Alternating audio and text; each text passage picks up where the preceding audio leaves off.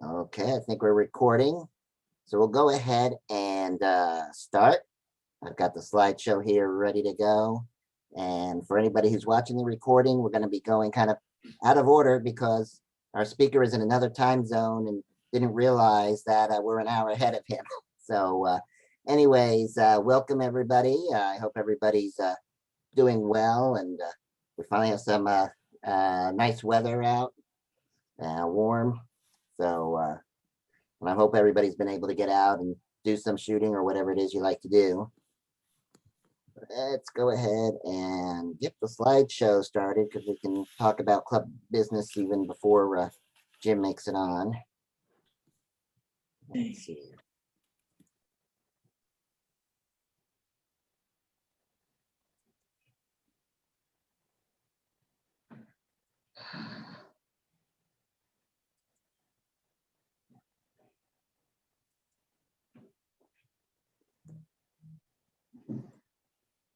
All right. I got a message here. No, that's not Jim. All right, so we'll just get started on our club business.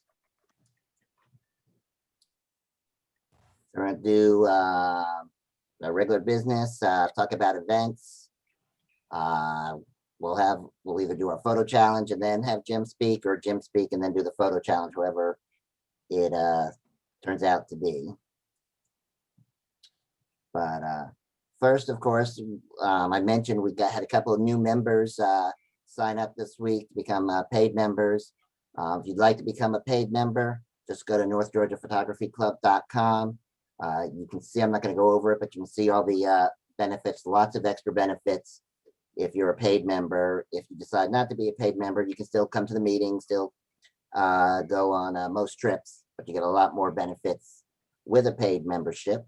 One of those benefits is the new program that we have started. It's a mentorship program. We've talked about it briefly before, but Lisa's going to go ahead and discuss it. Whoops. Didn't mean to do that. All right. Now you can talk. Yeah, Lisa. I think we'll keep it. So we are very blessed as a club to have a wealth of experienced members who have graciously volunteered to be mentors for the club and offer their experience to any of the other members in the club who are paid members to become mentees of any of these mentors. And we have, when Mike goes over the new website, you'll see we have a section on the new website dedicated to the mentorship program, where you'll see this grid. The grid on the website actually has names associated with each line. And each member who's volunteering to mentor has listed the area that they're most experienced in with their skills. And contact information, so that if you wanted to reach out to one of these experienced members to gain experience in an area that you've been working on and you'd like more help on, or a new area of interest that you'd like to start shooting in, or maybe there's a software program for post-processing that you're wanting to learn or become better at. We've tried to cover a lot of areas here, as far as everything from basic photography based on the type of camera system to various interests, genres of photography, and then post-processing. And there's information about whether the mentors are available via Zoom or in the field. A lot of them are willing to go out in the field and shoot with you. And more of them will be willing to do that as things open up a little bit more. So we're hoping to be kind of a new benchmark program for our club, because we value our new members and the learning experience that we try to provide with our workshops and our speakers. is a great start, and this is a new element to that learning process. So we hope that anybody who's interested will reach out to any of these mentors and start a little training program with them. It could be anything from a couple sessions to a month or two long, depending on what your needs are. The mentors will spend a little time with you up front, finding out what you're interested in, what you want to accomplish, what your goals are, and work on those with you. So it's there with your paid membership. Please take advantage of it. I know we actually already have one mentorship, mentoree, is that how you pronounce it, mentee, going on. So We have a couple of them. Okay. And did you want me to bring up the website? Sure. Okay. Corey couldn't make it tonight. He's our webmaster. We've been waiting for him to do a live demo, and it doesn't look like we're going to be able to do the live. He won't be able to do the live demo, but I can bring it up. So give me just a minute here. Let's see here.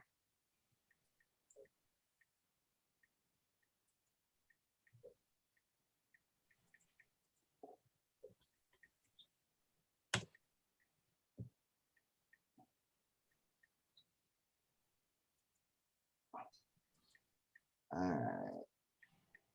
Share my screen again.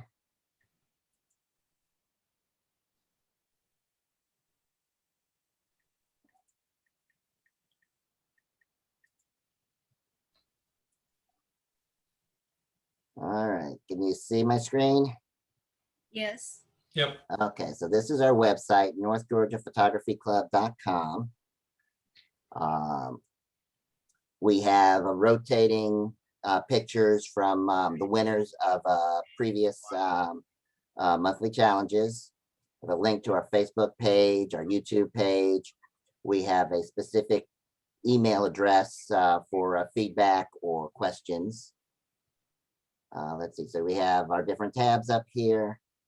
So if you go to the club, it just has information about the club,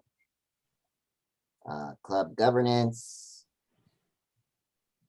That has all the club officers and the committee members there.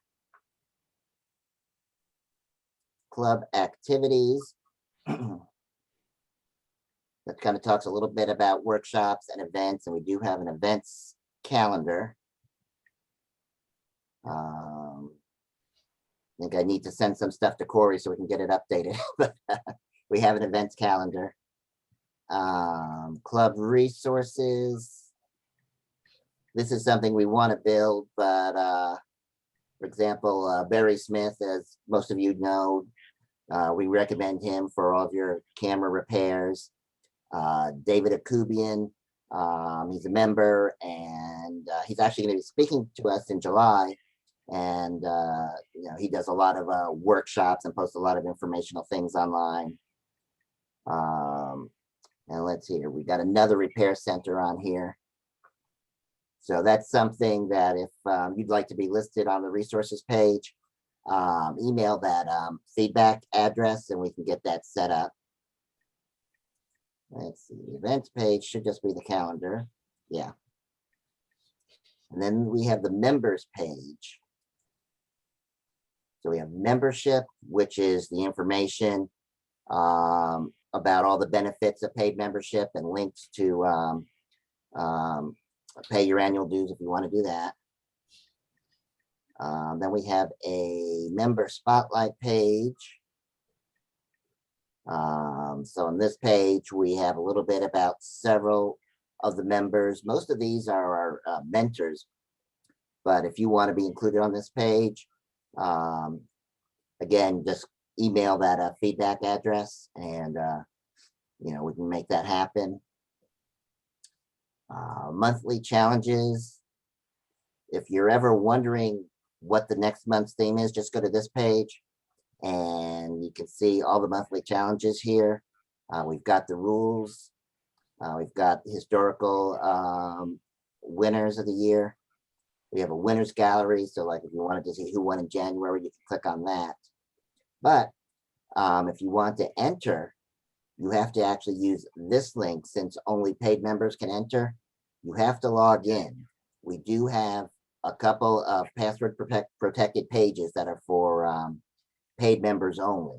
So you'd have to be a paid member to get in here, but you could use the link here to get to the Dropbox for that particular month. Or you can use the link when I post it on Facebook or the email. Let's see what else we have. And the mentorship program, that's also password protected. But if you go there, you can see all the mentors' names, what camera systems they use, what their specialty is. And then these are all the mentors, so you can go ahead and email them if there's one that matches what you're looking for, and get the assistance that you need. We've always said that we want to help everybody achieve whatever it is they want to do with photography, because we have lots of different skill levels here, from people who just got their camera yesterday to people who've been shooting professionally for 30 or 40 years. Different people have different goals, and so we don't want to push you more than you want to do, but we want to help you get there. I think that's really fast and not as detailed website demo, but that's what we got. And it's northgeorgiaphotographyclub.com. If you visit it, you have any ideas or suggestions for the website, again, use that feedback email address. Definitely want to make it so that it's what you want to see, and we'll help you most. So, Mike, didn't we at one time have a for sale page on there, like to post items? we Do we not did, have that but we brought that back to the Facebook page, because the Facebook page is going to get more people seeing it, and it goes Gotcha. on the online page for everybody. So if you do have something you want to put on for sale, contact Lisa. Just send her an instant message on Facebook, just so that she can approve it, and then just use a hashtag. I think the hashtag is for sale. And when you're on our Facebook page, there is actually a page of rules in the about section, and that actually has a when you go to the rules page, it actually has a link about items for sale and what's acceptable. And go ahead and read it. I spent a lot of time on it, so make it worth my time. Let's see. So that is the website. Stop the share. All right, let's see. Who's here? Michelle, were you able to get in touch with Jim?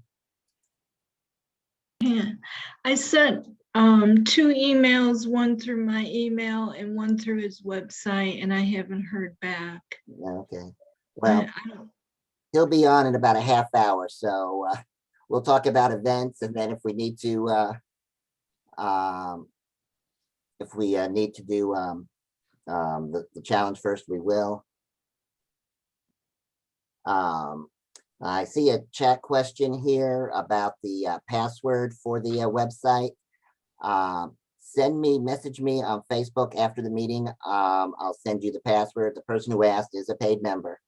But I know some of you folks on here are not paid members, so you don't get to know the password. It's a secret.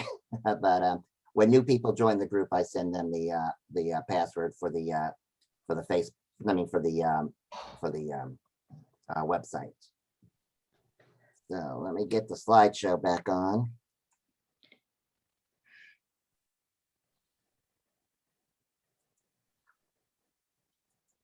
Here we go.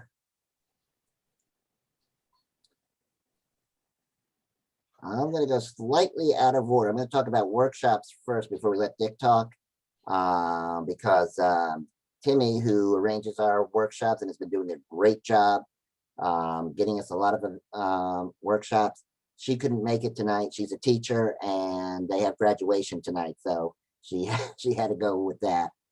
But this Sunday, we have our special on-site training with Chris Greer. That was sold out, but Timmy sent information to everybody who paid. So if you do have any questions, you can contact her or contact me, but that'll be Sunday morning at 8 o'clock. Then I have an itchy trigger finger. All right, then coming up on June 24th, we're going to have a workshop on Zoom. It's going to be a critique. Corey Huntington, our webmaster, and Shannon Belletti, who is the president of the West Georgia Photography Club, and she participates on our page, are going to do critiques. I'll get a link and information up about that next week. But we're probably going to limit it to about 20 images, maybe 2 per person. We'll figure out exactly how we're going to do it and instructions, and we'll include a Dropbox link so you can submit your images for the critique. And again, that's only going to be on the we'll only send that information out on the paid members Facebook page and also the paid members email list. And then she contacted me a couple of days ago. We're going to have a portrait workshop on July 11th. Scott and Donna Gibson are going to do 2 sessions at their studio. I'm not sure where their studio is. I think they're in Gainesville or somewhere in Hall County. But because of the size of the studio, it's going to be limited to 4 members per session. So we'll only be able to have 8 people total. It'll be like a morning session and an afternoon session. So we'll work out the details and figure out if it's going to be first come, first serve to reserve your spot for that workshop. But that's going to be a free workshop also. So that's what we got coming up with workshops. She's got another one she's working on that's going to involve macro photography, if she can get this person. So we'll see what happens. And we have another workshop we're working on that would be for waterfall photography. So that's what we've got coming up beyond July. So I'm going to let Dick talk about trips.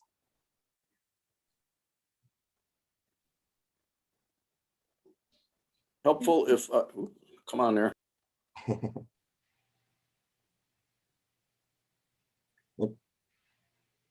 Oh, Alt.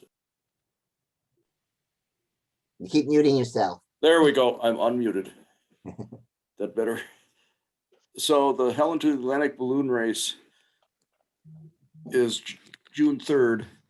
That's actually the race start, which is a Thursday, which is sort of unfortunate, but that's when it's scheduled.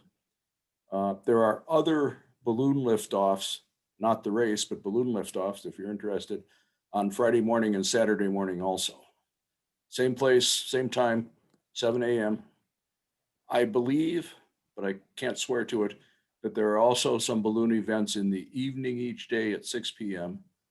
On the Facebook page and everything, I put the web link to the whole event website where they have the entire schedule listed and all the caveats around COVID and weather and what have you. It's great fun. At least, was it last year or 2 years ago, I guess, I went up there for the Saturday morning liftoff, and you get to drive right up and wander in among the balloons as they're inflating, and it's great fun. With COVID restrictions, some people may not let you get too close and things like that, but it's fun. Yeah, in the past they had tethered balloon rides. They're not doing that this year. Yeah. No, there's no tethered rides this year. I believe what happens on the race starts on Thursday morning, and I believe the following 2 mornings are balloon trips that people have paid for, but they all happen to lift off together from the same field. So it provides you a photography opportunity, even though it's not the actual race. And do you know how many balloons typically are launched at this race? I was up there 2 years ago, it was about 20. Cool. Now they don't all truly lift off at the same time. They all get to come onto the field together, and as soon as they can get set up and inflated and ready to get to go. Got it. What And time? where do they go to to the Atlantic, like to Savannah? So or- no, the deal is it's whoever crosses I-95 or gets furthest east by noon on Friday. Got it. Cool. They don't actually go to the Atlantic. That would be a bit tricky. Anyway, the trick there is everybody's gonna have to pay attention to their website, because that's where they will announce whether the event is on or off either the night before or the morning of, depending on the rain, the wind, what have you. A couple of years ago, we had just downpours of rain all week before the event, and the field was flooded. But they ended up moving the takeoff spot, and they changed it like an hour later. So you know, we were still able to see the balloons get inflated. So I don't think there's any rain forecast, but yeah, definitely. Well, I'm very afraid that this dry spell is going to end just in time for this. Mhm. But So we'll anyway, just see. Yeah. so that's one. Other things that I've got in my head that I'm working on are Lindale Mill or Lindall, I'm not sure how it's pronounced, which Lindale. is Lindale, which Yeah. is over a little bit south of Rome, Georgia. I grew up. And I haven't got a date for that yet. I just started talking to the folks about it. The trick with that is that it's a wedding venue. And I'm suspicious that particularly this time of year, they're likely to be booked up solid on weekends, and we won't be allowed to go in. So I think this is going to have to be a weekday shoot. On top of that, there is an admission cost, $40 per person. And there is no group rate. So I will be shortly posting on Facebook, trying to gauge interest for any particular day of the week or date or anything else. We've got to make a reservation for this. So we're going to have to pick a date and go with it. If people I'm want to also- see, I'm sorry, Dick, I was gonna say, if people want go to see ahead. pictures, Bob Casper posted several pictures on the Facebook page, so that'll kind of give you an idea of what it's like there. We did a couple trips a few years ago there. It's fascinating. It's a cool place to go.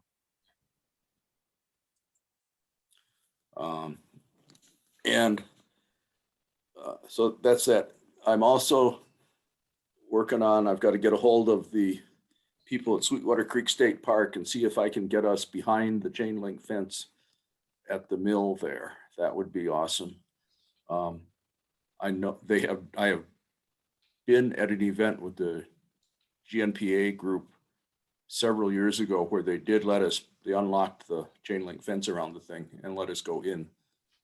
There will be the usual caveat, you're not allowed to actually touch any of the building. It's that fragile. But it's great fun if you can get inside the fence so you don't have to worry about the fence in your pictures. In addition to that, you got the creek and the forest and whatever else you can find there. And then lastly, Berry College is open again. I really wanted to get there, but they shut down like everything else during the pandemic. They are now open again. I really want to have a conversation or find somebody who's been there a number of times to give me some advice on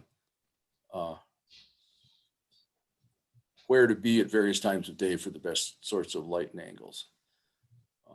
But that's one I think we can do pretty much anytime. There's no admission. We don't have to make an appointment. We just have to decide we're going to go do it. Personally, that is a long drive for me. That's almost a 3-hour drive from where I live. So if I go, it isn't going to be a particularly early start. And beyond that, if anybody's got any place in mind, let me know. I think I will be doing some sort of fall color trip in the fall. I haven't thought that one through carefully yet. But I'm thinking it may not be waterfalls, it may be something else. Dick, this is Yes. Sharon. Yeah. I grew up in Rome and I've been to Berry College numerous times, even horseback riding on the campus. But I thought if you're, depending on the time of day and the type of day it is, you might also want to consider going to the clock tower in downtown Rome. Oh, I'm sure. Who was speaking? I can't even figure that one out. Sharon Miller. Oh, okay. Yeah, I've never been there. I've Yeah. lived here for 25 years and I've never been to Berry College. So Oh, really? it's been on my list for a long time and I made up my mind. I'm just going to do it even because despite the long day. Yeah. It's, So, my church is on that same road. It's just 25 miles or 20 miles from here. And then Berry College is just 5 miles down that same road. okay. I grew up going to Berry College many, many, many times. All right. I will email you and see what advice you can offer me. Okay. And like I say, Dick, yo, talking about Berry College, that's right down the road from the Lindale Mill. So you might almost be able to combine the two of them. oh man, I don't know if I can stand that long a day. I mean, I There's figure, That would be a long day. There's also Myrtle Hill Cemetery, which is old Victorian cemetery. It's beautiful. I'm gonna just have to bring a sleeping bag. Yeah. What's that called? Myrtle? Myrtle, like a crepe myrtle tree. Okay. Myrtle Hill. The wife of, I think it's Woodrow Wilson's wife is buried there. She was from. That's cool. That sounds good. Okay, well, okay, a couple more things to stick in my head. Another trip that Mike and I at least have talked about is it's a place in Alabama, Mike, the canyon with the waterfalls. Mhm. The, what is that called? Little River Canyon. Little River Canyon, yeah. We've talked about that, and then there's the other one, Nakla. Begins. Somebody has probably been there. I can never pronounce it, but it begins with an N. In Remember I showed Alabama? you that one. But that's something that Dick and I were actually trying to plan last year and got waylaid, so we might do that. Oh, I'll have to look that up, yeah. Speaking of Alabama, not that we want every trip to be to Alabama, Bobby Arnold may be working on a covered bridge trip to Alabama. There's one county in Alabama, it's between Birmingham and Huntsville, that has 3 covered bridges. And there's a county just south of it that has another one. We were possibly talking about maybe doing that in the fall also. So that's something else that might or might not happen, but that might replace our waterfall trip this year, but we'll just, as usual, play it by ear. There'll also be a Milky Way trip at some point. We just got to figure out where. Still waiting to find out information about whether or not the steam train is going to be running from Chattanooga to Somerville. If it does, we'll do that again. And like Dick says, if you have any suggestions, ideas, send it to us. If you go someplace cool, I said this before I started the recording, you go someplace cool, share those pictures with us. And a lot of our trips are the result of seeing someplace that a member went to on their own. That's kind of how Lindale started. That was how what was that place in Alabama last year? Lost Furnace? Yeah, Lost Furnace. We had a member post that, and we'll just go from there. And also, if you ever want to go someplace but you want someone to shoot with, you don't want to go alone, post that on the page. Impromptu events are always fun. We did an impromptu trip for the carnival in Dawsonville, and I only got it posted on Facebook like 2 days before the event, but we had, I think, 10 members showed up for that. So yeah, anything like that, let us know and post it there, and get a group and do it. And closer to home, right in your own backyard. Yeah. The night between May 26th and 27th, there is a full, a blood red supermoon that includes a full lunar eclipse. That's like next week. Well, it'll be a lot warmer than the last one. And the greatest extent of the eclipse is at like 11:10 p.m. So it's not all that bad. If you're into shooting the moon. Yeah. Mike, I have a question. I see on the Facebook pages that you do a lot of like trains. Is there like a schedule that you know, or do you just go and sit there and wait for the train? And you seem to know a lot about them, like different steam engines and stuff. Is there, again, a photography linked website or something that has that, or is it just from years of It's a little bit of both. There is a website that covers the, it's called the Gainesville district, not the Gainesville, the Greenville district. And basically it's from Greenville to Atlanta, and it has different blocks on there. So you can see where the trains are. Trains run on their own schedule. They don't have a set schedule except for Amtrak, and then Amtrak is always late. But you know, so you can look on those blocks, and like I'm a mile from the Gainesville Amtrak station, so I can kind of see where a train might be if I want to go there and try to photograph it, or get it at some other spots. I've been to enough spots that I kind of know what's a good location for, depending upon what it is, if I want to get a wide angle shot or a close-up shot. And then I rely, there's several Facebook pages that have rail fans who they are just fanatical. One of them, and I don't think he's on the meeting tonight, but if he is, hi Michael, his name's Michael. But they are always at the tracks, and they will provide on that particular Facebook page, they provide a lot of information about what's coming. They have scanners, so they know when the special trains, the heritage units are coming. And then I have this one high school student that I met one day when I was shooting trains, and he's more knowledgeable than I ever will be on trains. And when he finds out something's coming, he messages me, and I can't always go, but I took a quick trip today about 4:30 and caught a train and got back home in time for the meeting. But yeah, anybody who's interested in that, message me on Facebook or send me an email, and I'll send you the link to that page that shows all the blocks, and I can send you a link to the main Facebook page, the one that probably provides the most information. You know, I don't want to do it publicly, so just message me and I'll send you that information. It's not secretive, but I'd rather send it to you personally than post it directly on the Facebook page. Hey, Mike. Hey, Jim. How are you? How you doing? Yeah, I guess, are you in the central time zone? I am. Okay, we thought about that after the meeting started and you weren't here. So Yeah. that's okay. I have a question about backwards. I have a question about trains, if I could. Oh, certainly.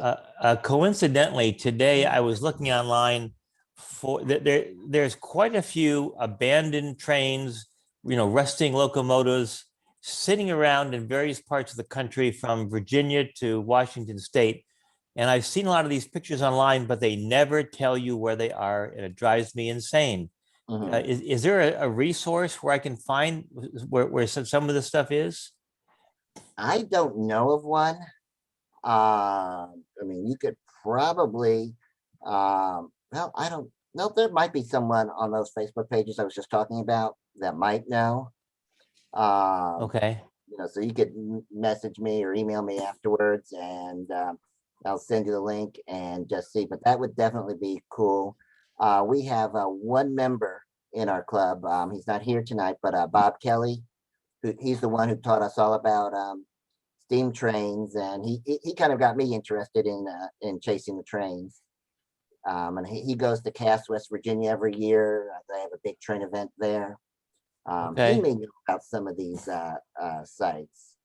I know he's not on the meeting tonight. All right. Well, maybe you can put me in touch with him. Yeah, let me write myself a note. While you're doing that, like, Mike, one last thing on Mhm. events I'm thinking about.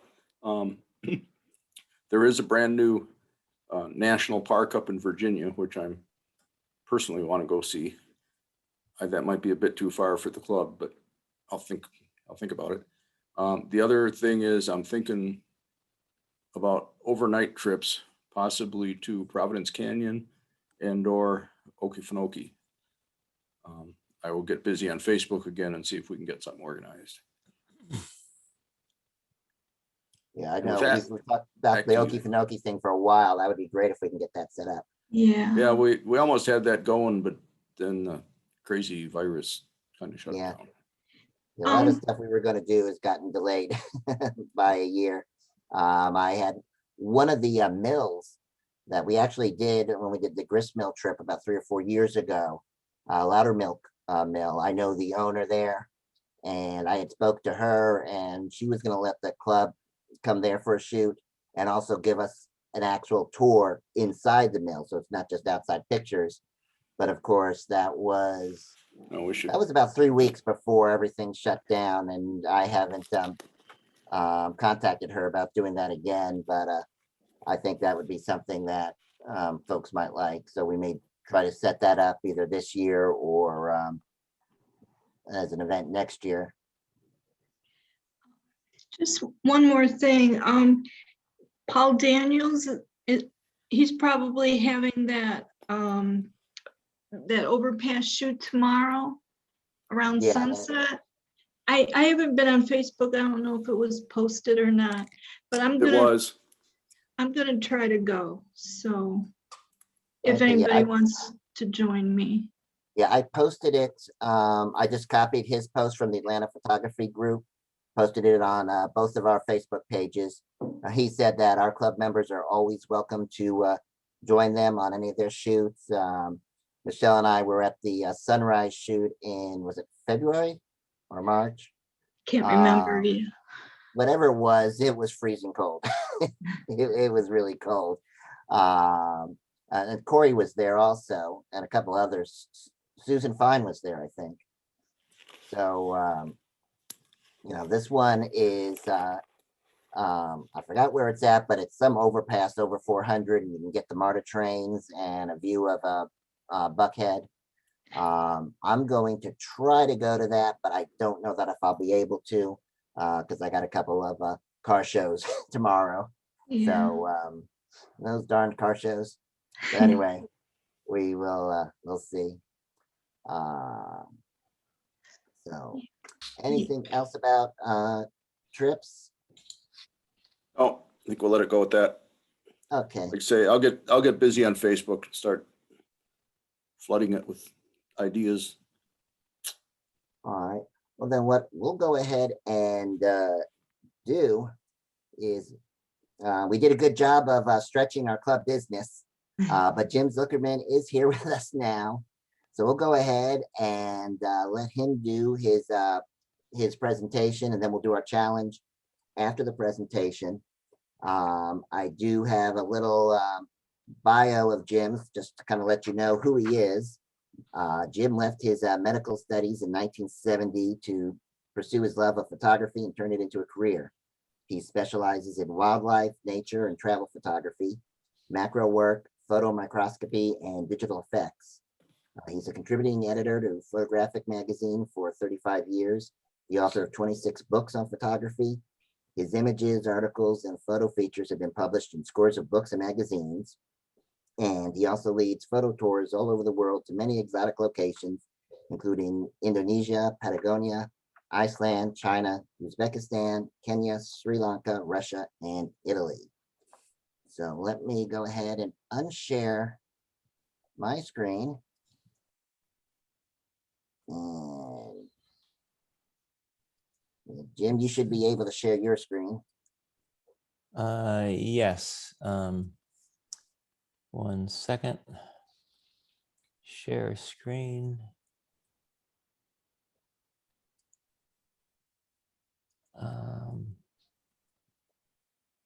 Can you see my screen yet? I see your screen. Yes. Okay. So now it fills the whole screen. Yes. Yes. Okay. Okay, so you want me to start? Go ahead. Okay, well, thank you for inviting me. I gave Mike several topics to choose from, and he chose this one. Can't imagine why. Also blame me. I mean, I would think you guys have been in the camera club for a long time, been taking pictures probably for decades. And I would have thought you'd all be like awesome photographers by now. But I understand. Actually, you never really appreciate how complex a subject is until you teach it. And then when you realize all the nuances, all the things you have to think about at the same time, photography initially seems really easy. You just point your camera and push the button, and of course that's what iPhone people do. But obviously there's a lot to it, and so I wanted to give you my take on how you can improve. Most photographers or instructors, when they talk about improving photography, they talk about composition, leading lines, rule of thirds, all that kind of stuff that you've heard a zillion times. They talk about lighting, shooting a sunrise and sunset. And again, you've heard that so often. I put together a talk that takes a different approach with lots of examples. And so that's what we're going to do. And if any have any questions while I'm talking, please feel free to interrupt, or we can wait till questions at the end, either way. So in my opinion, the number one element that separates great photography from not so great photography is graphic design. When people talk about composition, they're really talking about graphic design. Graphic design are the shapes of things. So let me show you some examples. The reason why photographers love going to Namibia in Southwest Africa is because this is famous for sand dunes, the largest sand dunes in the world, and the graphic shapes are outstanding. It's like S-curve city. There's S-curves. You drive through the national park for 13 miles. You've got S-curves on both sides of the street, one after the other. And the frustration when you're there is you want to be everywhere at once in the early morning light or late light, but obviously you can't. But wherever you are, it's spectacular because of the shapes. This is from an airplane. And again, as I was flying over the desert, I'm just looking for pretty shapes. So when you focus on your composition, and this goes for almost every subject, from nudes to landscapes to architecture, fashion models, everything. It's all about shape. Look at this shape of the trees. It's terrible. It's busy. There's nothing to hold your attention, but compare this to that. This is much more graphic, simple, bold, beautiful. And that's the kind of thing that I'm referring to. Again, in Namibia, this is dead flay, it's called. And it's very famous because the trees and their shadows, even in the middle of the day, are just striking. This is probably 9:30 in the morning. Look at the graphic design of both the tree and its shadow, very, very strong. This is a snowstorm in Monument Valley, and everybody shoots the three mittens, whether you have a blue sky or a snowstorm. This is when I was living in Los Angeles many years ago, well, back in the 80s, and I always wanted to photograph Monument Valley in the snow, so this is before internet. I'd call the weather service every 2-3 days to see if a storm was coming through in the winter. And finally, I heard that one was, and the snow level seemed appropriate. So I drove 15 hours. I get there at 6 o'clock in the morning. And it was just magical. I was the only one there because there are no tracks in the snow before I got there. But what I was looking for, beside the background, was something in the foreground that gave me a nice shape. It's all about shape. This was in my subdivision on a foggy day. And again, I'm just finding trees with nice branch shapes. So again, no matter what you're looking for, the first order of business really, to me, is shape, because you can have great light, you can have a interesting subject, but if the shapes are not there, it can be a good picture, but it won't be great. And so, here, this is the barn, just a typical barn. It's a nice shot, nothing great. The shapes are okay. And this tower in Kansas City, it's a nice shot, but not going to win any contests at your photo club or anywhere else. But that's awesome. Why? Because of the shape. This is the lobby of the Marriott Marquis in Atlanta, Georgia.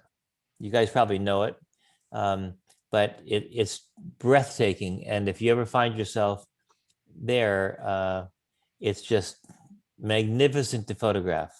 And if you stay at the hotel, then you have access to the whole building, and you can go up in the upper floors, and it's mind-boggling, all because of the graphic design. This is another shot of the interior from the 17th floor, looking down toward the lobby where I took the last shot. Spirals always make great graphic designs. This is in the Vatican Museum in Rome.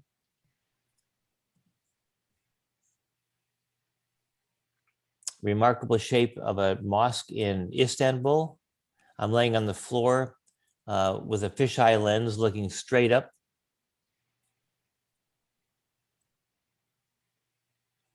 Look at this staircase. This has become very famous. I include this in my photography tour to Spain and Portugal.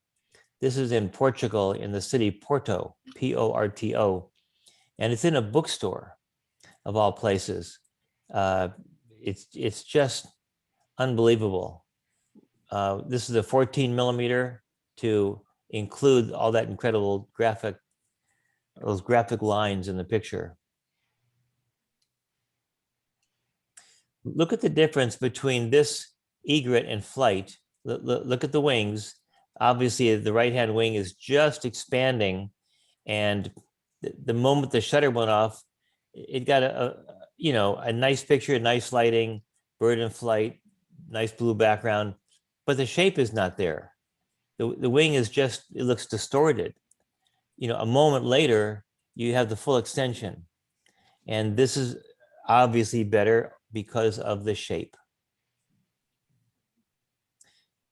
I photographed this in the Great Smokies in Tennessee, and I'll tell you, one of the problems with teaching composition in terms of leading lines and rule of thirds and all of that is that the world is a compositional mess. You have rocks and trees and bushes and leaves and clouds and just all kinds of stuff. And it's not easy to find a nice shape. But if you know that's what you have to focus on, and sometimes you can look at a scene like this and you recognize it's not good, but you don't know why. And the why of it is it doesn't have any nice shapes. So just to the right of me was this tree with really nice roots. And I got down really low with a 16 millimeter and did that with it. So because I knew what to focus on in terms of my attention, looking for the nice shapes, I was able to take a picture that I like in a forest that's really just, like I said, a compositional mess. And this is Kicker Rock in the Galapagos Islands, famous because it has such a nice shape. Obviously, this has a really incredible shape. This is in the Badlands at 13,000 feet in just outside of La Paz, Bolivia. At 13,000 feet, I was kind of walking in slow motion. because of the thin air, but the landscapes were just magnificent, all because of the shapes. When I'm looking online for, great landscapes, landscape areas of the world, that's the number one thing I'm looking for are the shapes, the graphic design. And the reason why people go to Patagonia is because the mountains down there are just so spectacular. Yes, the sunset lighting is beautiful and the composition is nice, but what makes it is just the shapes of the mountains. And when you're dealing with other things like horses in motion, what defines the success of horses running are the shapes of their bodies. These three horses do not have a nice shape. Nothing I did wrong. It's just the moment that the shutter went off, their legs were just not attractive graphically. The heads are not held high, and so on. Compare this with this one. Beautiful shapes, especially the main horse just left of center there. His front legs are extended forward. His head's up, manes are flying on both of the main horses. And yes, the lighting in this one is better than the previous. Here, let me show you that. But it's the shape of the bodies. And so that's why when you're shooting action, you want to use a fast frame rate, whether it's birds or horses or even sports, or even kids on a playground, or kids playing soccer. If you shoot with a fast frame rate, then you get all the nuances of the action, and you can choose the one with the best graphic design. A nude in mountains outside of Los Angeles, all about shape. This particular young lady really knew how to pose. She knew how to position her hands, her arms, her legs, and so on. And that made a great graphic design. Aerial photography, again, all you're looking for is design, whether it's a serpentine river, flowers being raised in Holland like this, or sand dune contours, whatever you're photographing, it's all about shape. The famous Keukenhof Gardens in Holland, they plant their flowers in the most dazzling designs. So number 2, distracting backgrounds. Backgrounds are underrated, in my opinion. A background is just as important as the subject in making a picture work. If the background is distracting, visually annoying, takes attention away from the subject, it's not good. So look at this picture. This was in Costa Rica.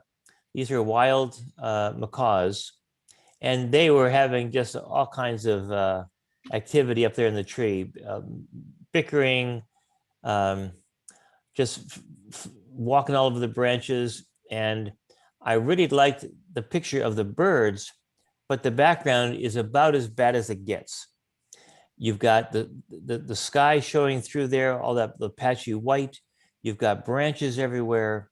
And even though as you get a little further back from the birds, like, 3, 4, 5, 6, 8 feet, the leaves do tend to go a little bit out of focus, not enough.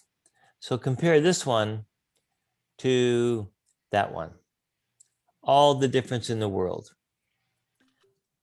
So obviously I did that with Photoshop because when I shot this, there's nothing I could do.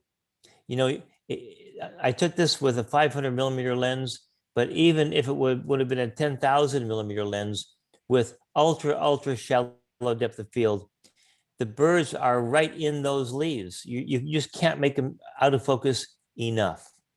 So I replaced the background with, using my skill in Photoshop. And I do want to make the point that so often you just don't have control, especially if you're shooting nature. If you're shooting models in a studio or products in a studio or macro in your backyard, you can control the background all day long. But out and about, whether it's a festival or nature, all kinds of subjects outside, you just don't have control. So having the knowledge in Photoshop really makes all the difference.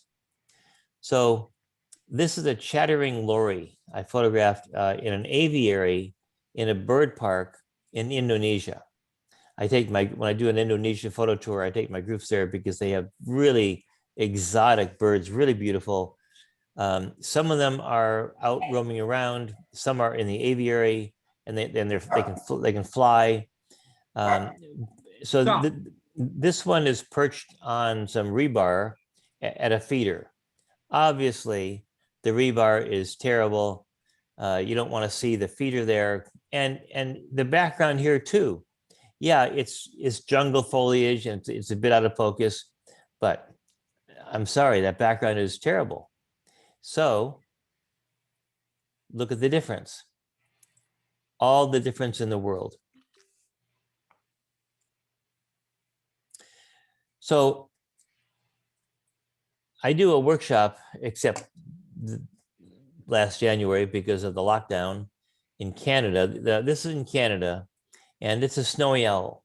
Now, if this was the only snowy owl picture that I'd ever taken, I think it's great. The birds are beautiful, got them in flight, and that's wonderful. But the background is, I would call it visually annoying. My eye keeps going to that dark tree. And, if the whole background were the snowfield, okay. But the trees back there and the fence post, just not attractive. Here's another shot. The really neat wing formation. The white background is good, but the trees at the top, they do give a sense of context, but my eye keeps going up there away from the bird, and that's not how a successful photograph is supposed to work. You're supposed to stay focused on the subject, and even though you may look around the frame, you're always directed back to the subject because it should be compelling, either by lighting or subject matter or graphic design or something. You don't want your eye wandering away from it. So again, I would say this picture is not a total failure. And if it was the only picture I had of a snowy owl, I'd make the rest of the background white, and then I'd be happy. This one also, this was taken on my very first workshop up in Canada, and I love the picture. But as I shot more and more and I got pickier, I realized that this is good, but not great.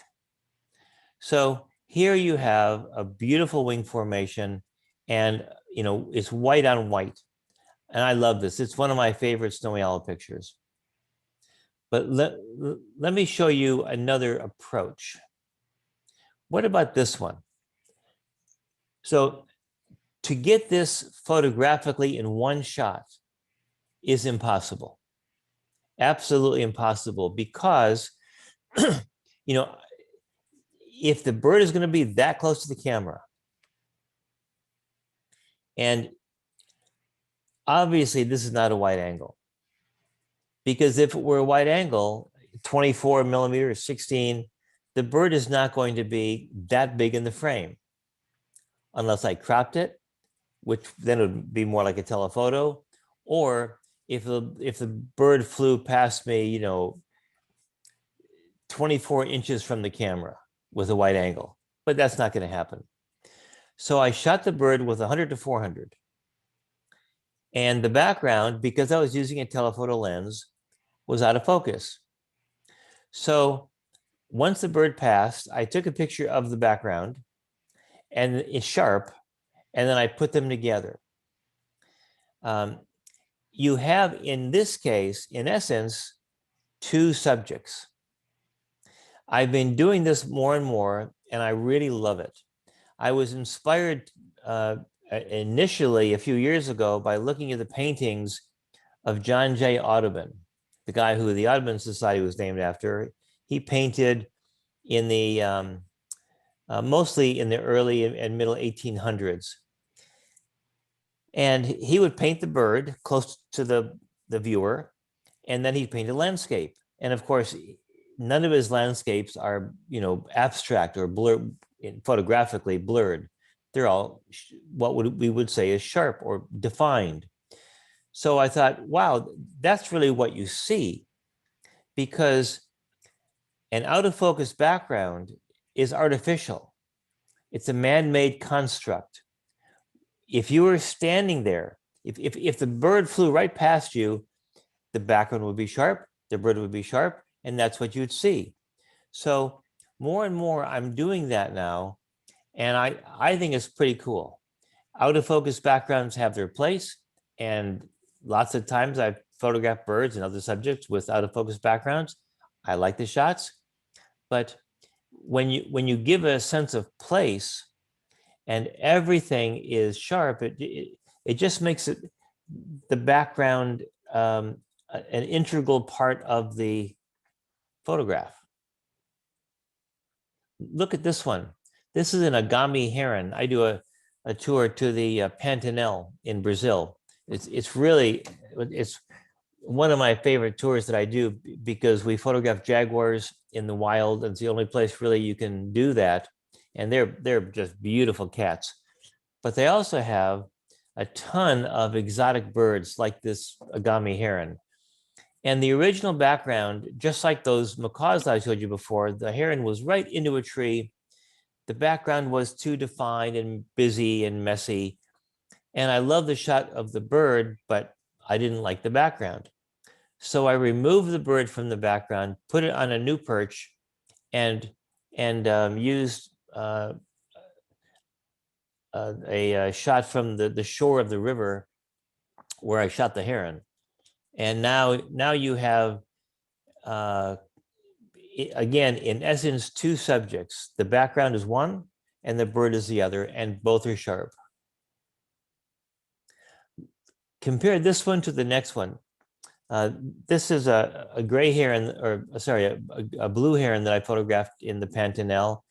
And the background, again, is about as bad as it gets. There's nothing redeeming about it. And at the time, there was nothing you could do. Now, note that I used a telephoto to get the bird. Okay, and I was shooting at 14 frames a second, so I could get every nuance of those wings, and so I could choose the wing formation that had the nicest graphic shape. Then I had a wide angle shot of the river, and I put them together. So now you have a really compelling situation where both the subject and the background is sharp, just like I saw it. To do that, of course, you have to match the light. You don't have to match the perspective, really, because I shot the bird with a telephoto and the background with a wide angle, and it worked. But the lighting has to match. And of course, your Photoshop technique has to be perfect with the capital P. So to select the bird in Photoshop, I used the pen tool. And that's the most precise way to select anything. So look at this picture. This is the original. Obviously, the out of focus branch in the upper left corner is, shouldn't be there. But that's easy to get rid of. But the problem, obviously, is the fact that I photographed the bird in the shade, and the sun on the background landscape was so bright, it just blew out, because I opened up the lens aperture a lot because I didn't want the bird to be in shadow, underexposed. And I said, okay, I'll forget about the background because I can deal with that later. And so this is what I did with it. I took a picture of the landscape. This was in Ethiopia. It's a Carmen bee eater. I took a picture of the landscape back there, out of focus, really out of focus. So nothing was distracting. And now all that annoying overexposed background is gone. Huge difference.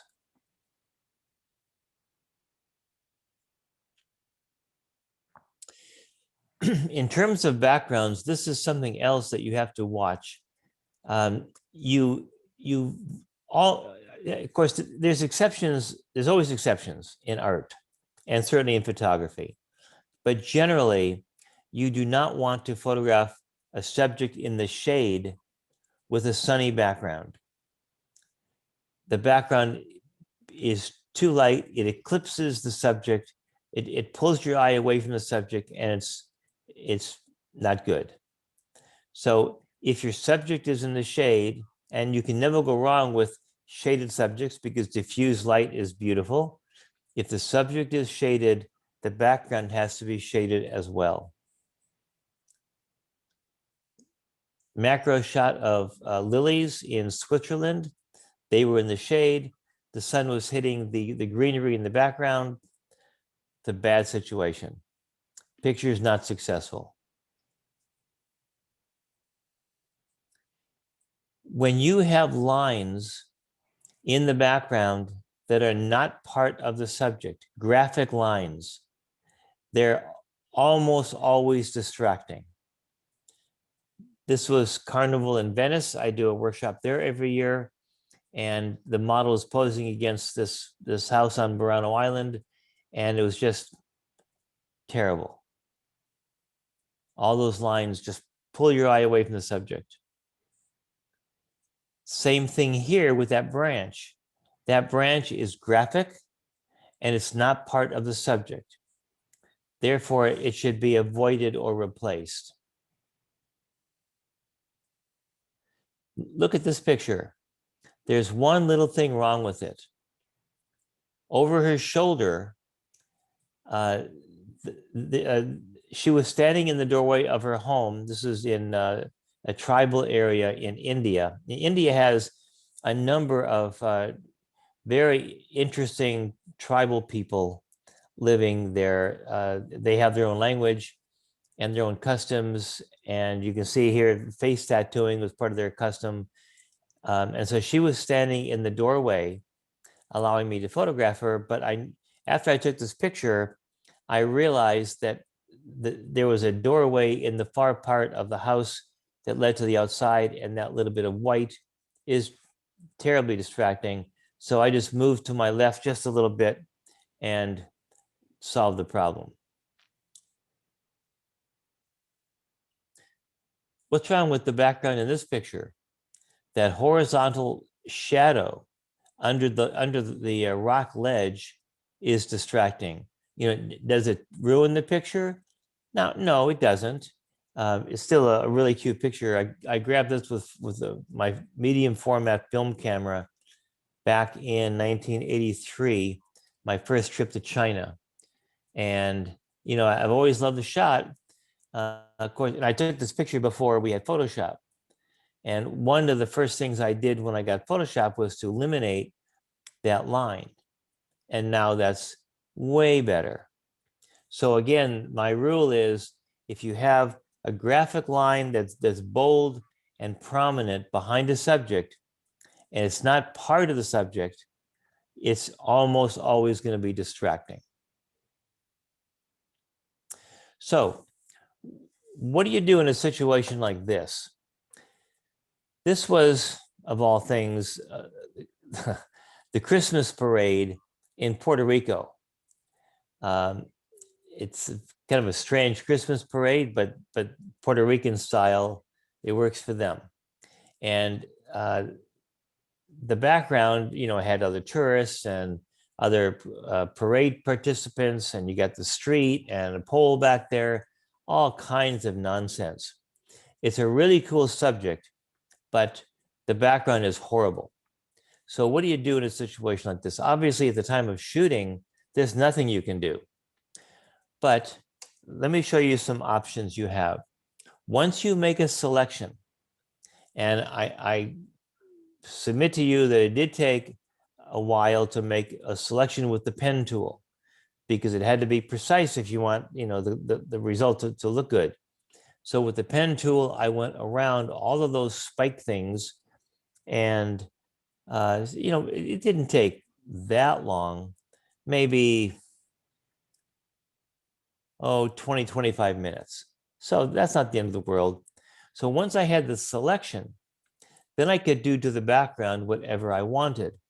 And my first thought was, okay, how about if I make it out of focus, like I had used, a 300 or 400 millimeter. So that looks pretty good, a lot better. In fact, a lot better. So now, and to make this out of focus, I used under the filter pull down menu in Photoshop, filter, blur, field blur. I did not use Gaussian blur. Field blur looks more optical, like a lens would give you. So here you still have the color and the fact that there's activity, it's not isolated. So that's one option. Another option, again, once you've got your selection, is you can make it black. That's pretty dramatic. Or you could use a gradient of color that kind of matches the costume.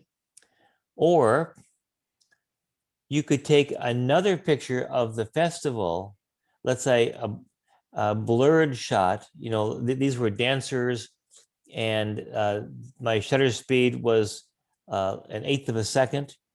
And so I caught all that nice color motion, and I put that behind the costume.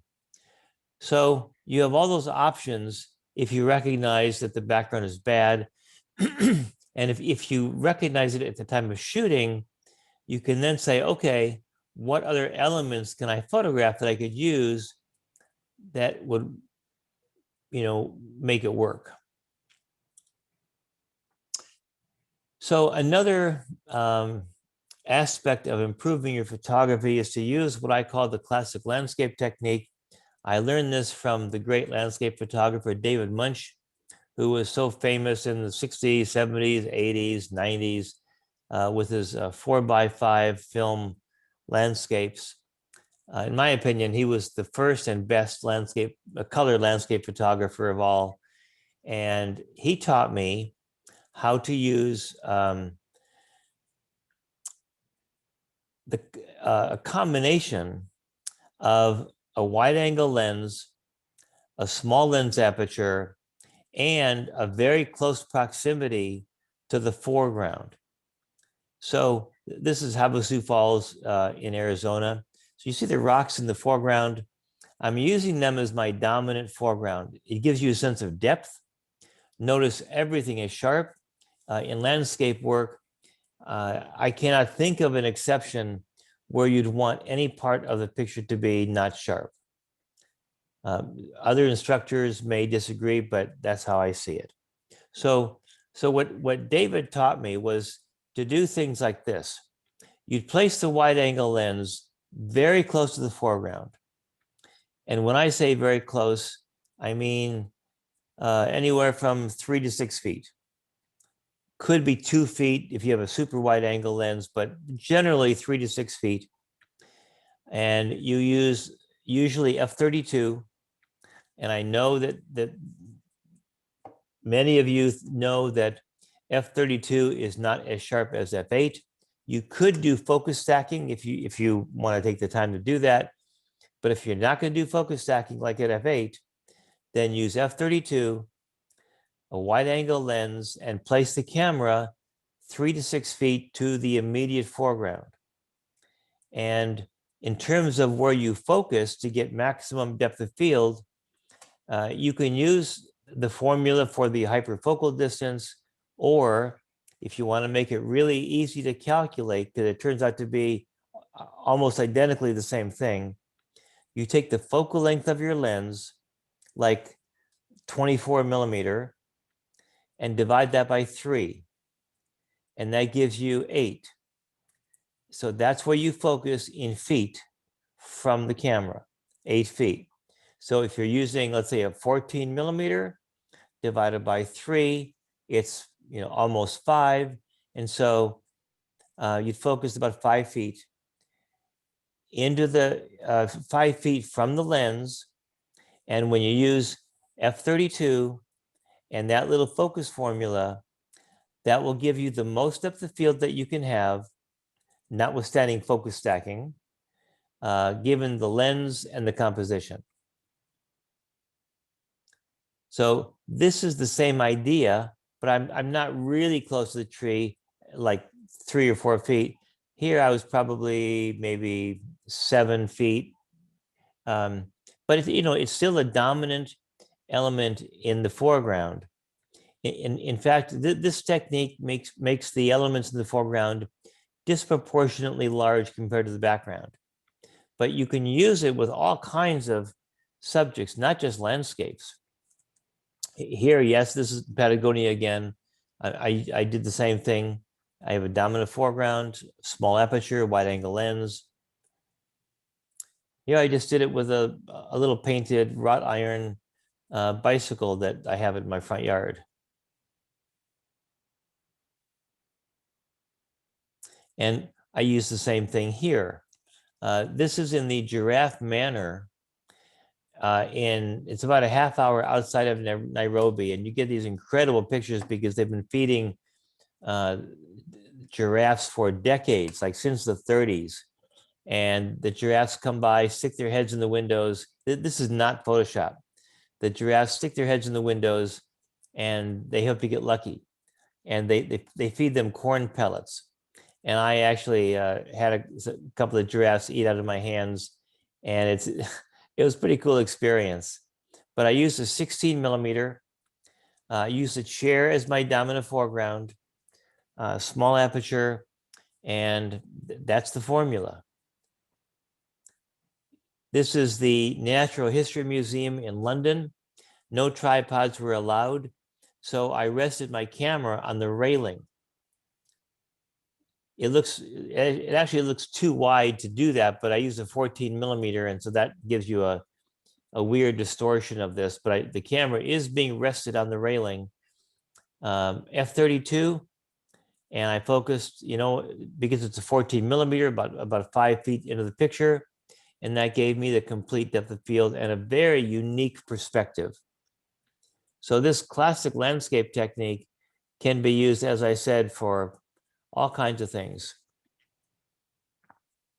Here I used it in Salisbury Cathedral, I think it's about an hour from London. The holy water in the foreground there was my dominant element.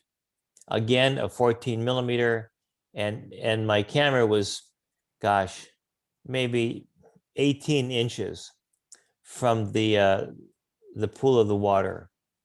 Small aperture, tripod, of course, and gives you just a phenomenal type of composition. And so, for people who have who are challenged by making good compositions, if you can focus on finding interesting foregrounds in your pictures, it's easy to find the background. You have a range of mountains. You have, in this case, the cathedral interior. That's kind of easy, but the hard part is finding the dominant foreground, because sometimes there isn't one. I'm showing you examples where there are dominant foregrounds, but if you can direct your attention to that, it can help you with improving composition. This is Auschwitz, the concentration camp in Poland, where 2 million people were murdered. I use the flowers on the railroad tracks as my dominant element.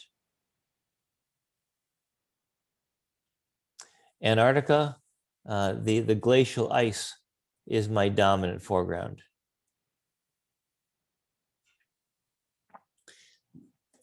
This is a spectacular view of Monument Valley in Arizona and Utah. And this is taken from Hunts Mesa. The Navajo people there will take you up there, and you can either go up there and shoot and then come back down. You can hike up there, you can camp up there. And I looked for a really great foreground, and I didn't find one. This was the best I could come up with. And, it's okay. It's not as good as some others, but it was something. And that helped me give that great sense of depth. So let me talk a bit about out of focus foregrounds. This is something that you do not want to do. In my opinion, out of focus foregrounds are almost always a negative and very distracting. So sometimes you just can't avoid it. This meerkat in Namibia, I shot it with a 500 millimeter, and there were rocks in the foreground that were not going to be sharp no matter what I did in one shot. Now, if you can think fast enough, and if that bothers you, you can then take a second shot of the rocks, make them sharp, and then put them together. But I didn't do it in this case. But if I would have had a choice, I would have the foreground be sharp. The rocks behind the meerkat, okay, they can go out of focus, but I prefer sharp foregrounds. Here, this was a little different scenario, but the foreground is sharp. So here was a situation that I came upon in Kenya, East Africa. The leopard was sleeping in a tree, a wonderful shot, but that huge branch in front was about, I'd estimate maybe 8 or 10 feet closer to me than the leopard. I'm using a 500 millimeter lens, so the depth of field is very shallow. I'm shooting from a vehicle, and there were 2 other people in my vehicle. Usually we put 3 people in a vehicle on my photography tours. And that meant that, because I was in a vehicle, it meant a tripod was almost impossible. And I could have used a tripod on the roof of the vehicle, but other people move and it's just not feasible. So what I did was I took 2 shots. I photographed the one you see here, and then I photographed the out of focus branch. I made it sharp, but now the leopard is soft. And then I put them together, and now everything is sharp.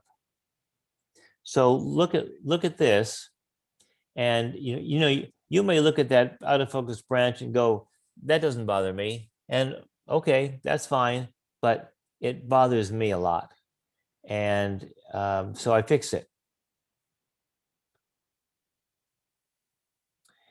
This kind of thing, when this is a leopard in the grass, and I have kind of mixed feelings about this. Generally, I don't like out of focus foregrounds, but in this case, the leopard, he's in the grass, and that's how they hunt. They use it for camouflage. So I don't mind it too much here.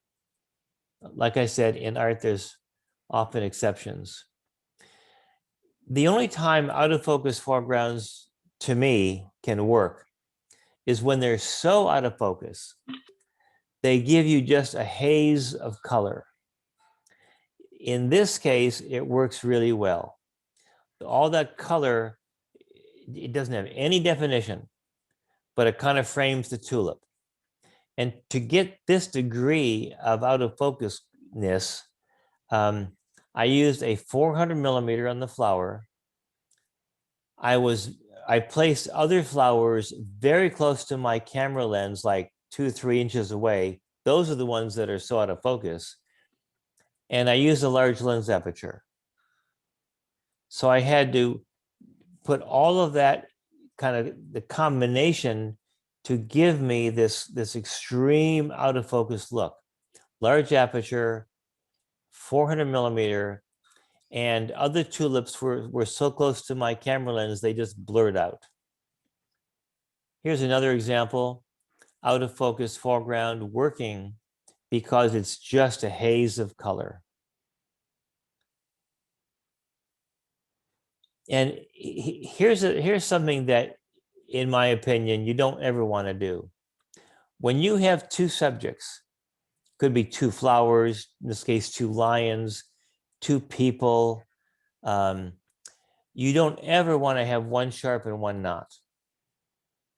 Out of focus backgrounds are fine, but the lion on the right is a subject. And your eye keeps going to him, wanting to see detail in that beautiful face, but you can't.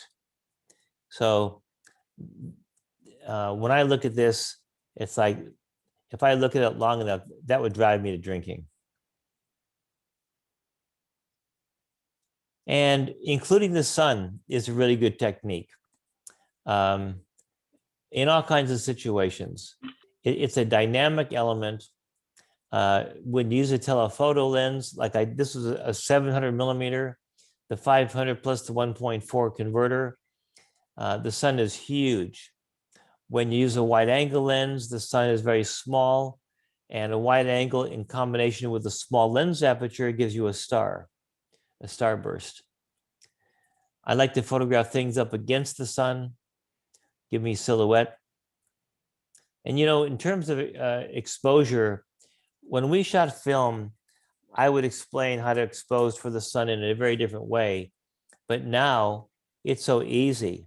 You take a picture, you look at the LCD screen, and if the image is too light or too dark, you tweak it with the exposure compensation feature on the camera, and you've got it.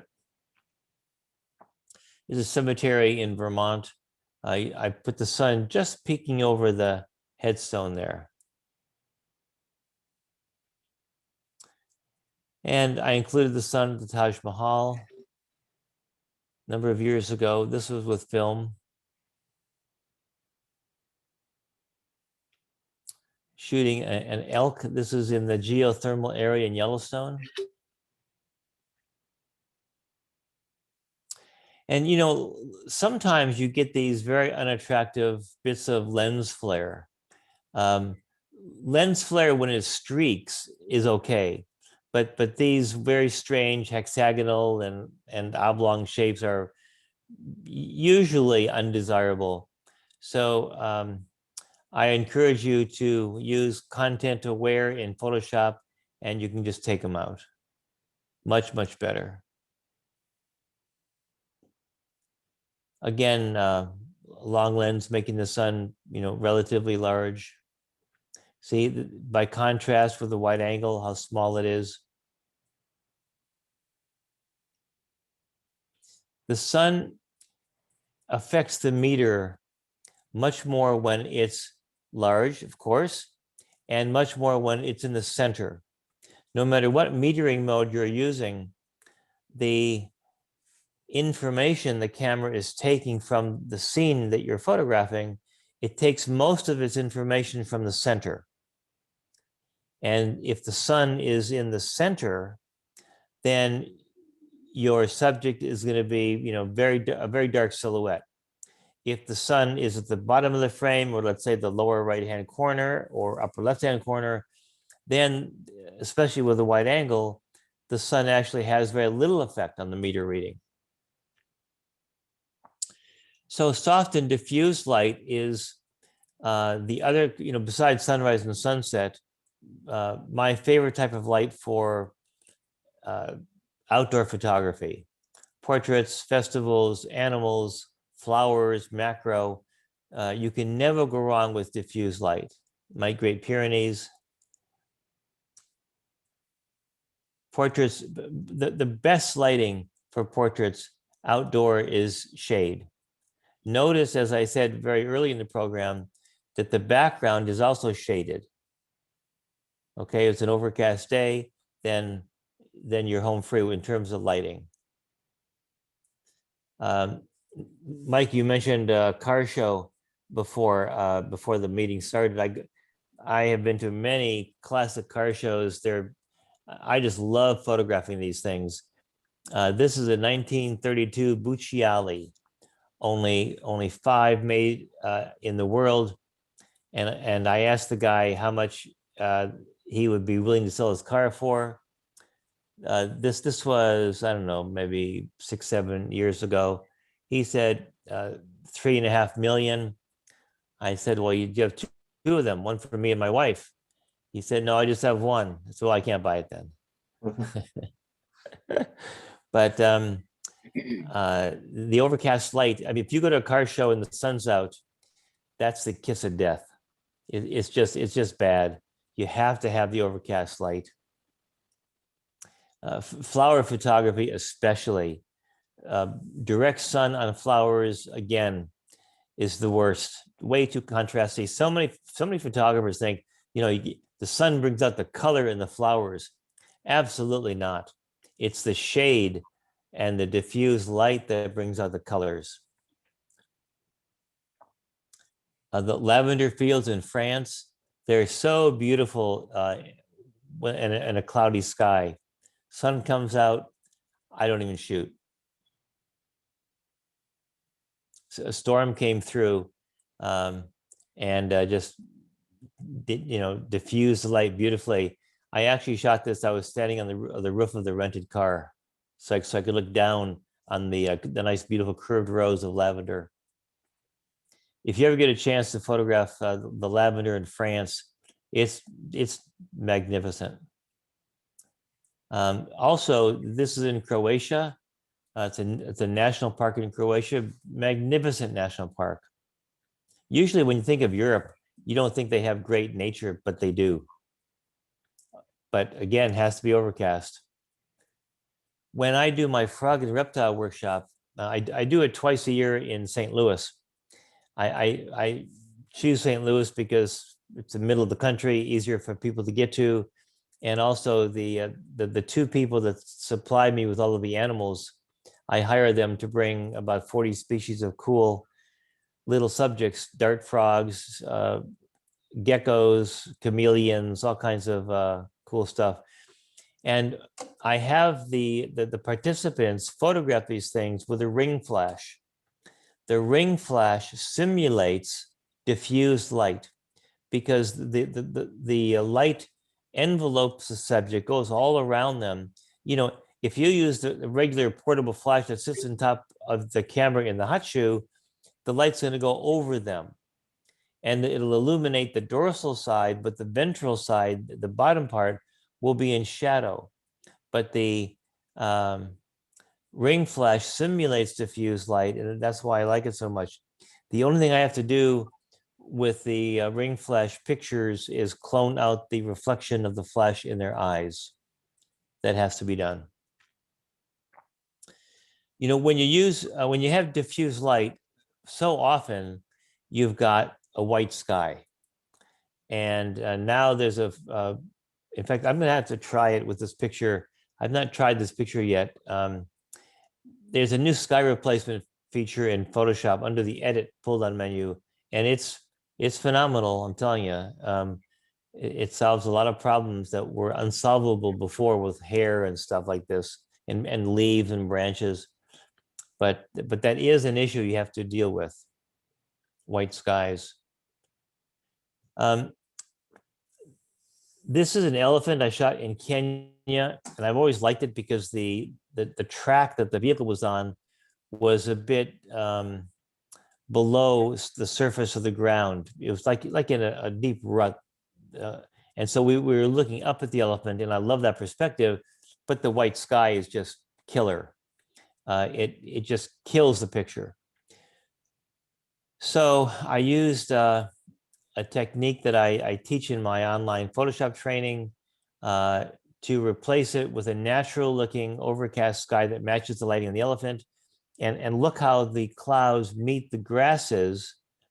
The grasses would never be able to be cut out using any of the selection tools.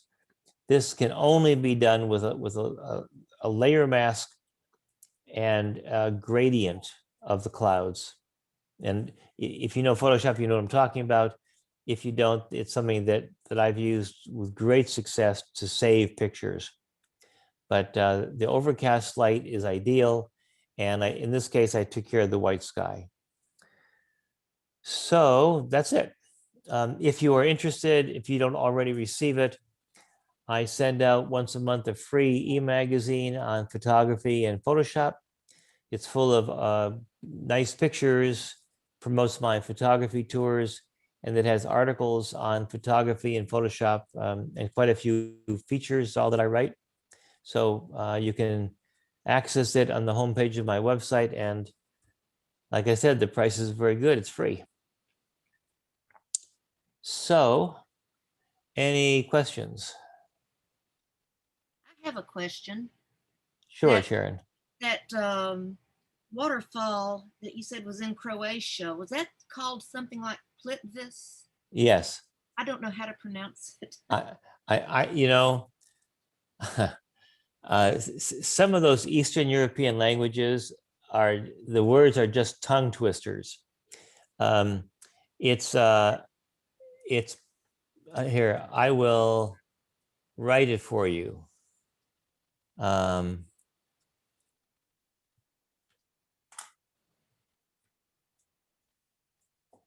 It's that, Yeah. national park. And if you happen to be there, there are many walking paths. It's like boardwalks kind of thing all throughout the park. There's so many waterfalls.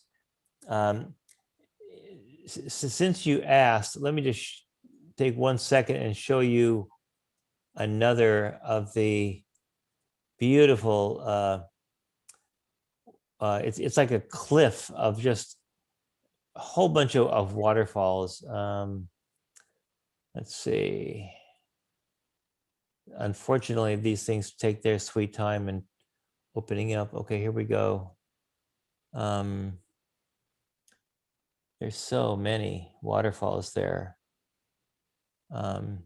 This was taken from the path you're walking through the park. There are many, many parts of it, but the wall of water. Let's see if I can.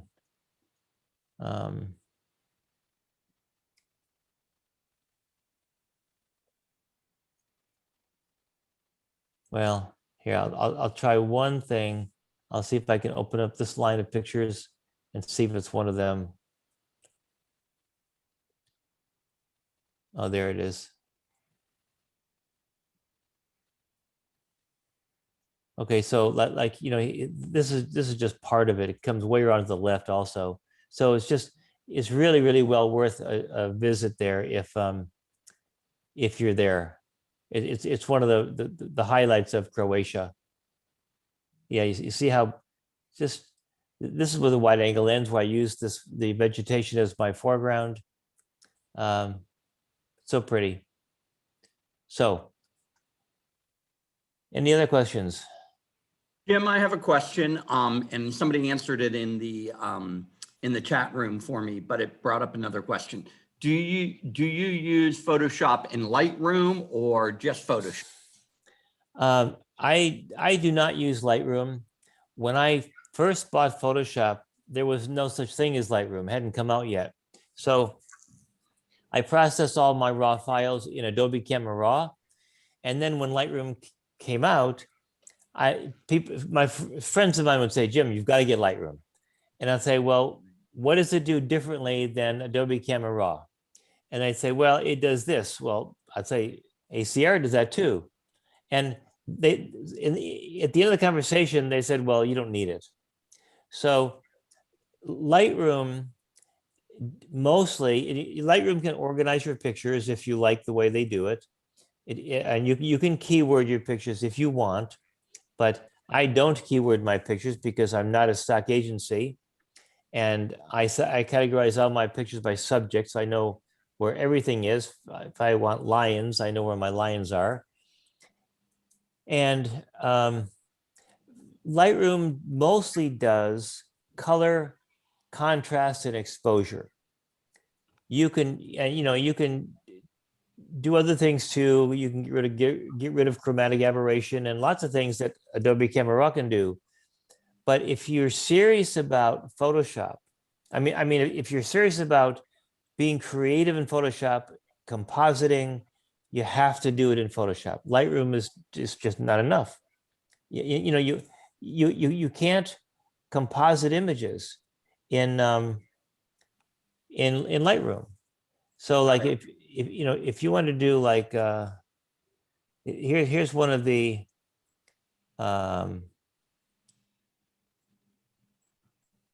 yeah, I can open up really any one here. Beautiful classic car and a beautiful background. Well, I put the background in. In a car show, you have other cars, you've got people, you have vendors, you have just, stuff. And if you want to get a picture like this, Lightroom, can't do it. So it's a long answer to your question, but Lightroom doesn't give me enough options. Got it. Okay. Anything else? Jim, do you have any workshops that you want to mention?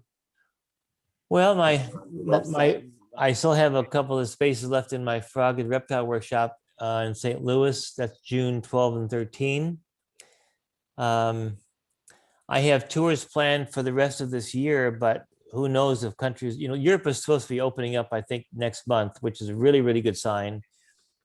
My polar bear trip in November is sold out, actually, if Canada will let us in. I've got Peru and Norway in September. And Indonesia is scheduled for the very end of July. At the moment, they're closed. I'm really hoping they're going to open up like Europe does. Next year, I've got lots of trips. Oh yeah, the Pantanal in Brazil in November also. I've been putting on my website in the past 2 weeks. One of my clients suggested to me that I add more domestic trips. And so just today, I added the 6th domestic trip to the Hudson River Valley in New York. I've got Michigan lighthouses. I've got the Badlands of South Dakota, swamps of Louisiana, swamps of North Carolina and South Carolina, and then the Hudson River Valley. And I'm the reason I asked you about the abandoned trains. I'd love to do a trip of ruins, abandoned stuff, Victorian homes, train yards, castles. There's all kinds of abandoned things that are great to photograph, but you got to find them. And so I'm doing a lot of research on that. But I was just thinking with abandoned trains, there's in North Carolina, the remains of the train that they wrecked for the movie The Fugitive. Oh, really? It's on, I haven't seen it, but it's along the Great Smoky Mountain Railroad. All right, I'll look for that. That's the next one. I've I seen know, some. I'll see if I can find out any others. All right, well, thank you. So anyway, those are, hopefully, as more and more people get vaccinated and more people feel a little more comfortable about living their life, not so afraid, that the travel business will pick up again. I miss going to all these places and taking pictures. Anybody who travels is missing it. So You Well, also have webinars, and I do subscribe to that monthly blog that you send out, and it's got great tips in it. Just thank you. Yeah, I have a webinar starting the end of this month, May 29. I call it Next Level. It's not for beginners. I just show a bunch of really, really great techniques. And I'm looking to come up with new ideas for webinars. I've done quite a few since last year, but I'm always looking to create more. So thanks for asking about that. Jim, Yeah. I was interested in the technique that you used when you showed the picture of the elephant and you changed the sky. Yeah. And your concern was that it was very difficult in order to do a composite shot and separate the two. Right. So what was the actual technique that you used to do that? I didn't quite get that. All right, I'll show you. Let's see, it's right here.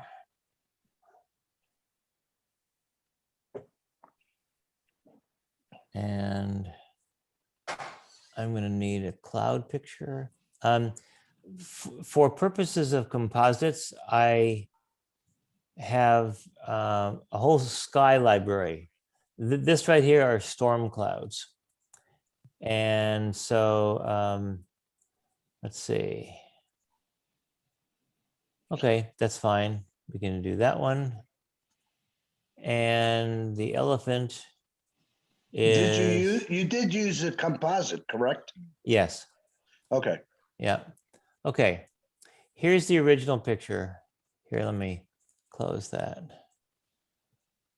So here's the original picture. And here is a cloud picture. Overcast, you know, this kind of sky would produce that kind of lighting. So obviously, as I said, you can't cut around these grasses. If you blow this up, they're out of focus. You've Right. got the white sky coming through the edges of them and stuff. It's just impossible. So what I did was I made a selection of the elephant first. And I used the quick selection tool to do that. Very quick, very easy, because it's such, the contrast is so bold. And I don't need the feet. All I need is about that much. So I'm going to shrink the selection. In other words, I'm going to move the marching ants away from the sky, because when I paste the clouds in, I don't want there to be a thin white line, a telltale line of where the sky was. So I'm going to go select, modify, contract. This is the secret weapon of perfect compositing, where you can expand or contract the selection. Now I'm going to contract it because I want to move it away from the sky. I'm going to choose 2 pixels. Okay. Here, if I blow it up,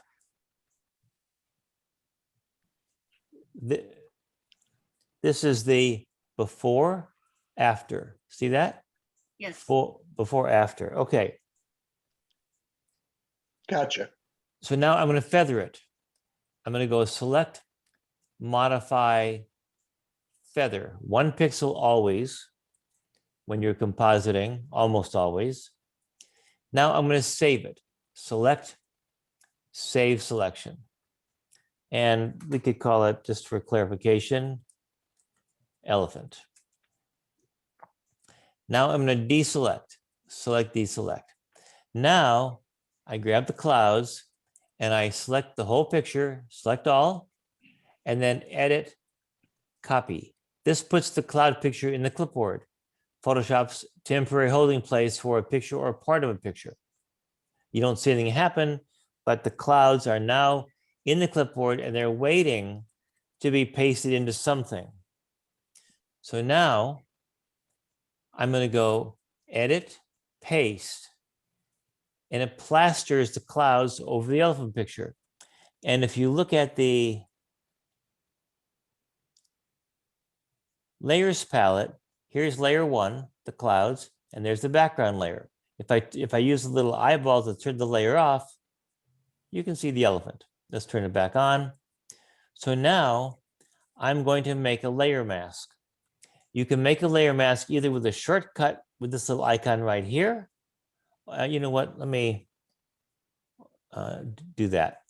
That little icon right there, or you can go layer, layer mask, reveal all.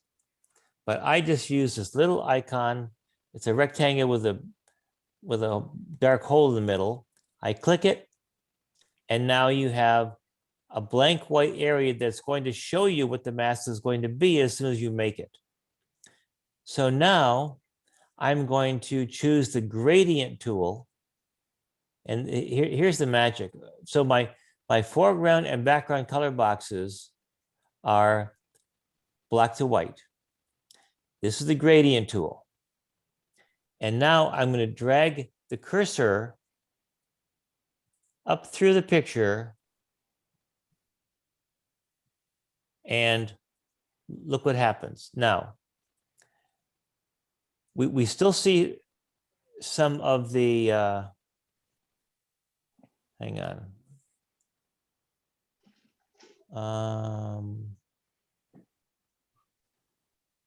Oh, hang on. That has to be there. Okay, sorry. There. So now you have, look how the clouds are blending with the grasses. Yes, the clouds are on the elephant, and I'll deal with that in a second. But you can define how low the clouds come by how far you drag the cursor and where you start. So for example, if I start right here and drag the cursor up, look what happens. The clouds are just at the top of the picture. If I come back down here and I do that, it brings them further down. If I start at the bottom and don't go to the top, you see, all the way down here. Wow. You know, it's very powerful. So, okay, so let's do this. Now, how do we deal with the clouds here? If you take your brush tool and we make the brush a little bigger with the bracket key, you can brush that away. But when you get to the edge, as you can imagine, it's a nightmare to be perfect. So that's why I made the initial selection. So if I go select load selection, I'm going to bring my selection to the front, and I want the elephant. I go, okay, there's my selection. And now I can brush away the clouds, and the selection constrains the brush tool. So essentially you're erasing it? Yes. Yeah. But And you also could have put the clouds not as far up and had the clouds above the thing, correct? I could have, but The picture wouldn't have been the same. you have too much white down here. Yep. Yeah. So let me show you the same technique in a very different application that I happen to think is remarkable. Let's see. See, this is my subject category. So like if I want to go to Patagonia, I go to my under travel, and then Latin America, and then Patagonia, and then landscapes, and then Torres del Paine, and here are all of my pictures of this particular mountain range. The problem that has annoyed me since the beginning of my involvement in photography, which is 50 years, is that wide angle lenses, while they include, the whole landscape in front of you, and you can do some great things with wide angles, the problem is, let me see if I got to find the pictures. The problem is they push the elements in the scene away, and they make them too small. Let's see here. Is that due to lens distortion? Well, you could call it distortion, but it's just the nature of a wide angle lens. I guess in order to, you see these mountains look very small. I mean, the implication is they're far away, and they were far away. But I used a wide angle lens here, and again, you see my dominant foreground. I used a wide angle lens to give me a landscape look, to include a nice foreground, but the mountains just weren't see, this is what they look like. They're impressive, but as soon as you put a wide angle lens on, they get small. So hang on, I'm still haven't found the picture I'm looking for to demonstrate this. I've been on the phone for an hour with Adobe and an hour with Apple. Why my icons don't turn, and neither of them know. And other friends of mine have the same problem. Okay, hang on a second. Maybe I put them in a different category. Let's see.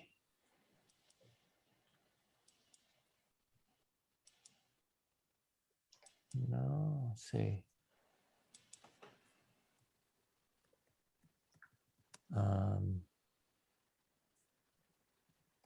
Oh, let's see. Where's Piney? They really should be there.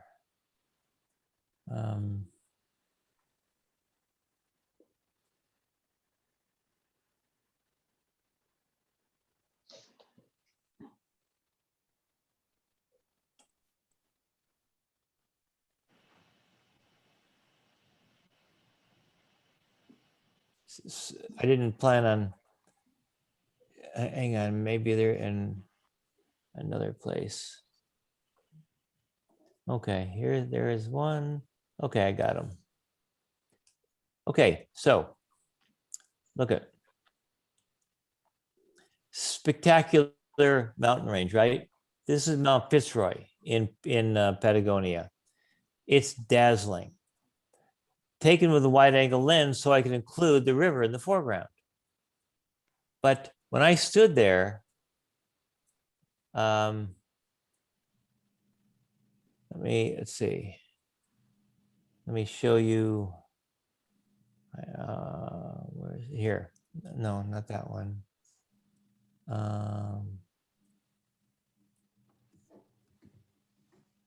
One more part of this. Nope, it's not there. Okay. I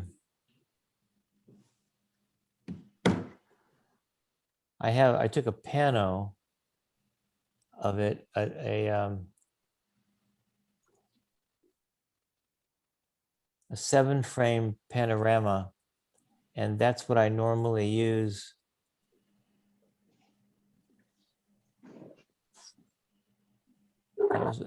That was a pano, but not the right one. If you like landscapes, this area is just unbelievable. Let's see.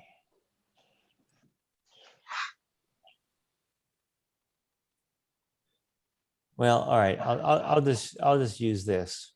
You see, you can see that I still have the river, but now the mountains are large, and that's what I saw. I did not see this.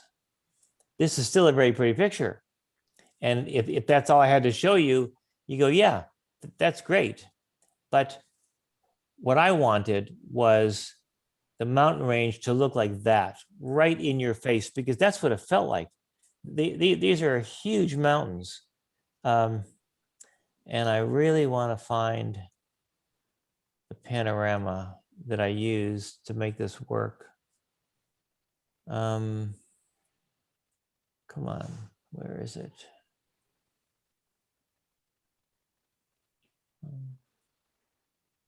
Oh, I bet it's right here.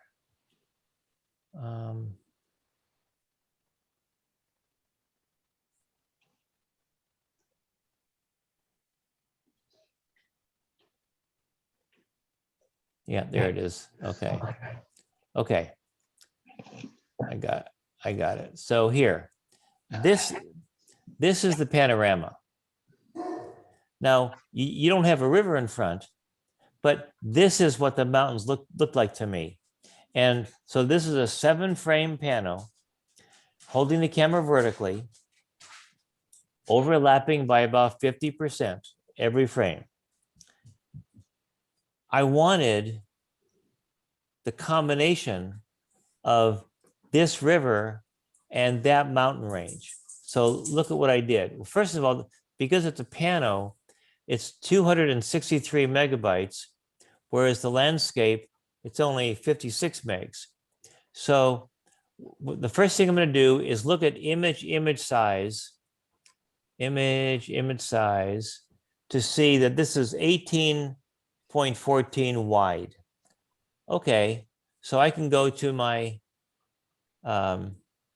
my panel here and go image size and match it. So I go 18.14, and that now they're the same. So I'm going to copy this to the clipboard. Select all, edit copy. Or if you're doing keyboard shortcuts, it's Command A, Command C, or Control A, Control C. So now I'm going to go edit paste. Now we take the move tool and we move this up.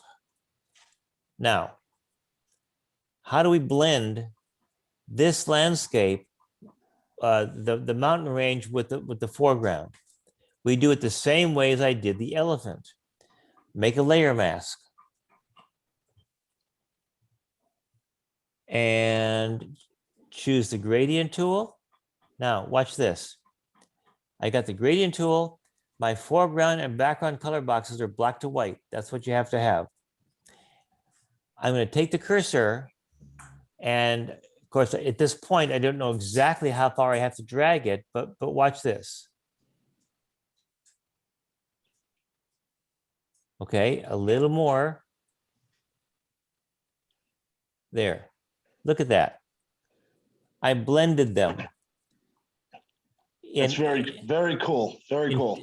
In 2.5 seconds. Uh-huh. Same technique, different application. That is cool. Isn't that wild? So, long answer to your question about the elephant, but that's how I did the elephant, and that's how I applied it to something else. And of course, there are more applications. When you put two pictures together and you want to blend either along a horizon, if you have one of the vexing problems with putting skies in, I mean, this new sky replacement feature in Photoshop is brilliant and has solved a lot of problems. But if you have a picture like let's see, where's the original?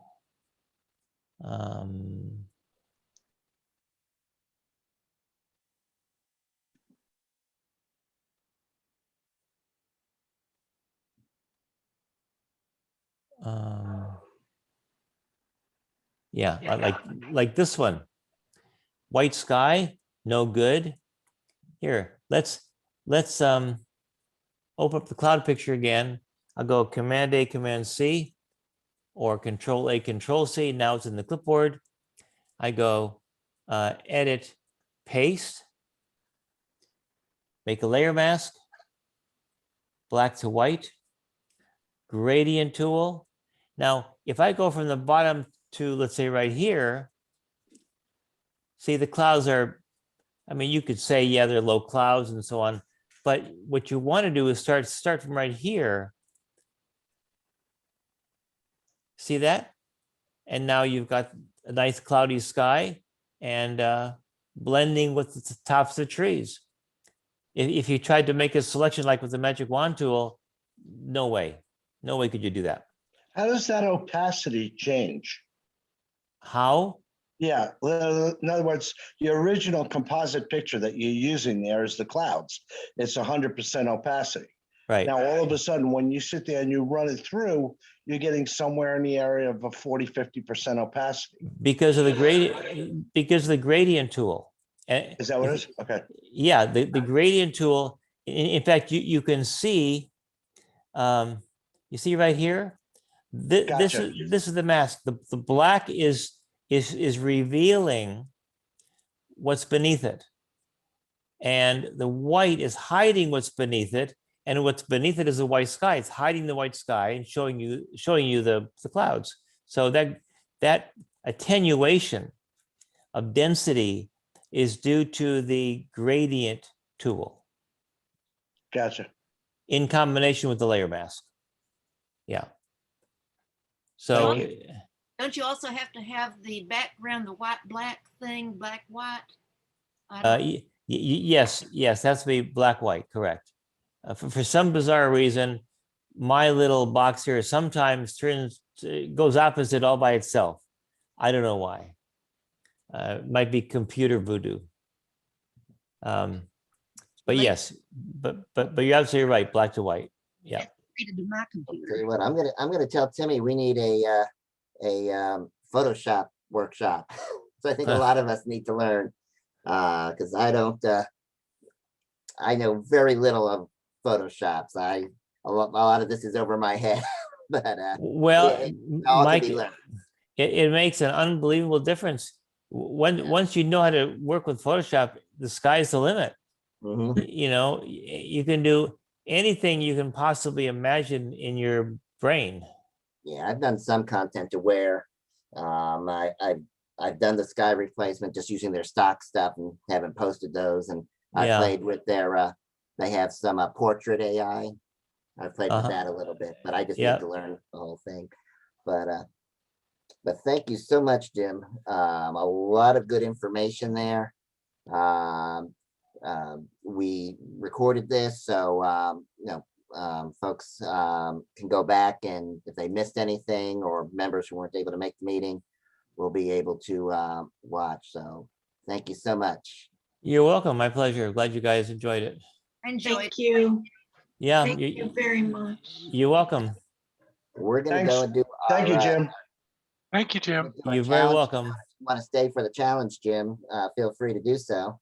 The challenge is it's like a contest. Yeah, we have 11 images and just gonna show them quickly, and then All people right. will vote, and we announce the winner on Facebook afterwards. Okay, I'll stick around. All right, need you to let me have the screen back. See, how do I do that? Just at the top of the screen, you can. Oh yeah. Let's see. New share pause. Do I hit new share? Actually, I think. Let's see here. Let me see. New share. Actually, I think you should be able to just hit end share. Oh, okay. Let's see. End share. Oh yeah. Stop share. I got it. There we There go. you go. All right. Let me move this over. All right.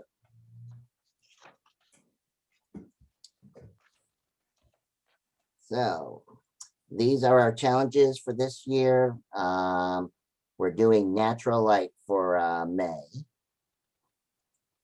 Go through the rules quickly. 1 image per person. Image must be less than 2 years old. We actually do no composites. You must be a paid member. You're allowed 1 miss per year. And the photographer of the year wins $100. Mike, we can't see You're your gonna vote screen. for you're gonna vote for your first, second, and third favorite photo. We're gonna award points, 5 points for first place, 4 points for second place, and so on. When you're doing your votes, think of whether or not the image fits the theme, and then you're gonna email your vote to vote@ngaphoto.club. So it's not .com, it's vote@ngaphoto.club. And then Lisa will go ahead and go through that, and we'll post the winners. Mike, we can't see your screen. Can't see my screen. Oh, you know why? Because I didn't hit share screen.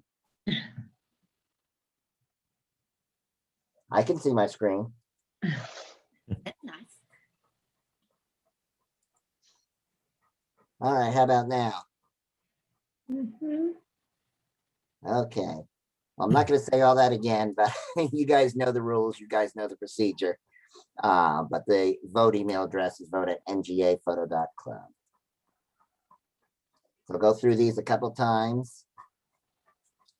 All right, this is number 1.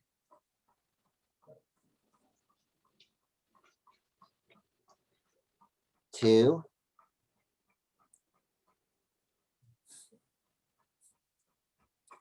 3.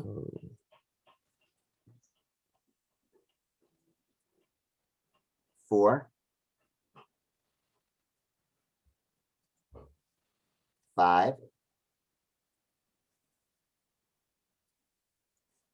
6.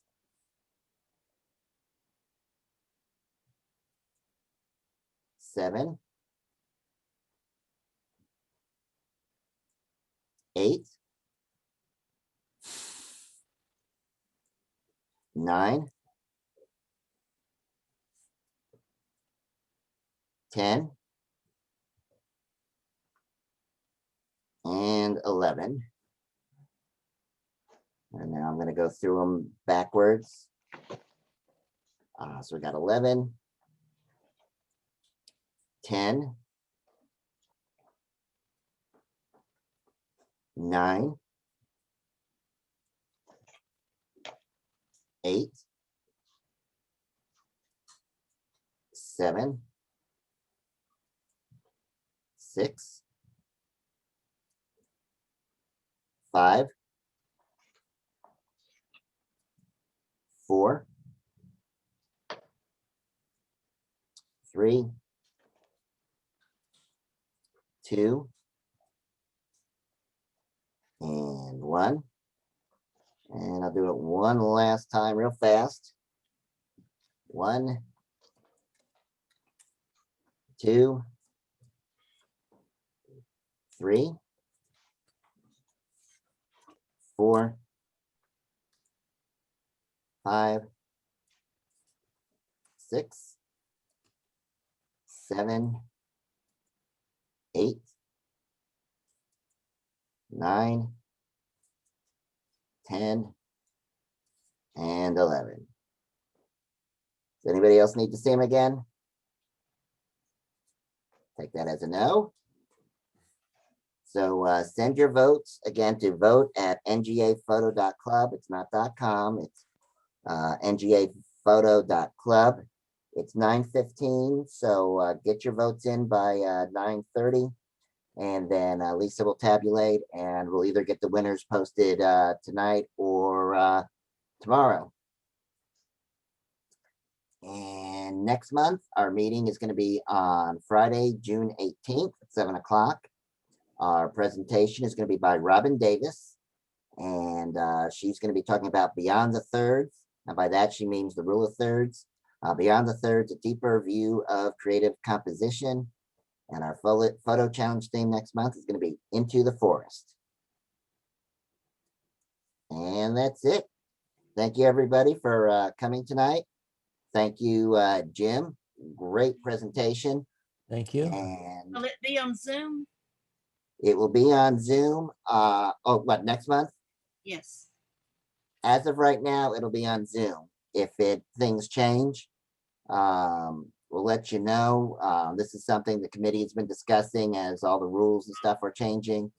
But it's probably, keyword being probably, still going to be a couple months before we meet in person. But again, we're just playing it by ear. This is all new for for everybody, of course. And that's it. So get Thank your you. votes in, and thank you, and hope to see people at some of these workshops and trips we have going on, and looking forward to definitely when we can meet in person again. Me too. So, have a good night, everybody. Thank you. Enjoyed it.